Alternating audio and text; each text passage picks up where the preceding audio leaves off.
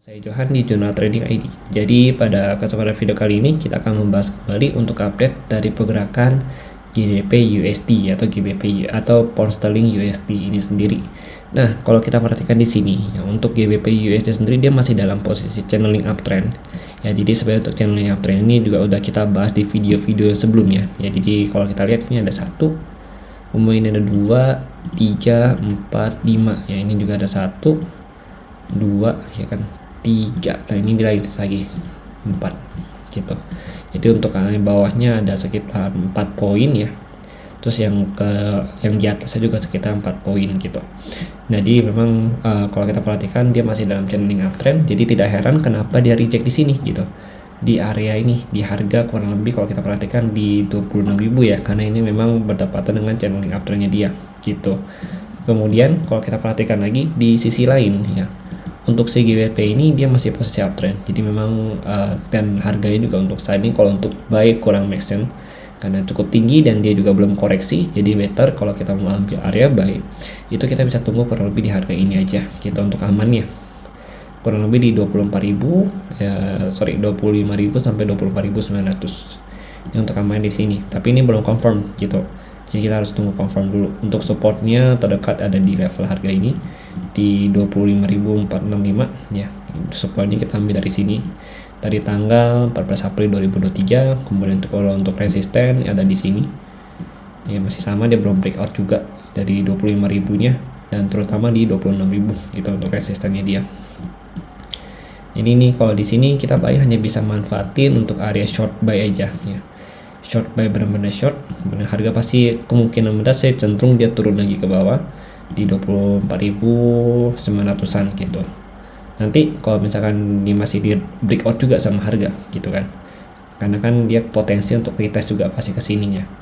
Kurang lebih kalau kita lihat lagi di kurang lebih sini di 24.669. Nah ini nanti dari sini dia baru coba untuk naik ke atas karena ini bertepatan dengan area gini ya, gimana ini. Nah, bertepatan dengan area support dari si trend line dia itu sendiri gitu. Jadi kalau untuk CGU sendiri sih sebenarnya saya masih prefer untuk sell ya, kecuali dia bisa break dari 26.000 gitu.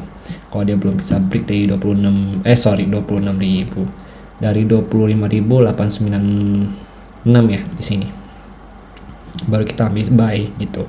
Tapi selama dia belum bisa break ya better kita cari area sell aja gitu. Apalagi dia mendekatin area resistennya dia, itu makin bagus lagi kalau kita mau ambil sell gitu ya. Paling di sini karena nanti juga ada NFP, paling kita hanya bisa ambil short position aja kalau untuk GBP USD, Euro USD ataupun gold ini sendiri. Pokoknya major pair itu kita hanya bisa ambil short dulu sementara waktu ini sampai kurang lebih nanti market agak tenang ya, agak cooling down dan memang nggak dilanda beberapa isu, kita belum bisa hold untuk jangka panjangnya gitu. Tapi kalau untuk jangka panjang sendiri ya, kalau kita perhatikan dari data-data si DXY ini memang lebih bagus itu adalah buy gitu. Karena kenapa?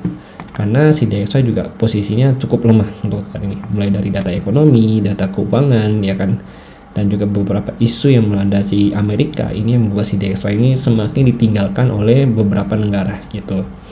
Jadi memang kalau untuk pair-pair ya major yang belakangnya USD better kita looking for buy. Jadi untuk saat ini kita manfaatin dulu koreksinya dia.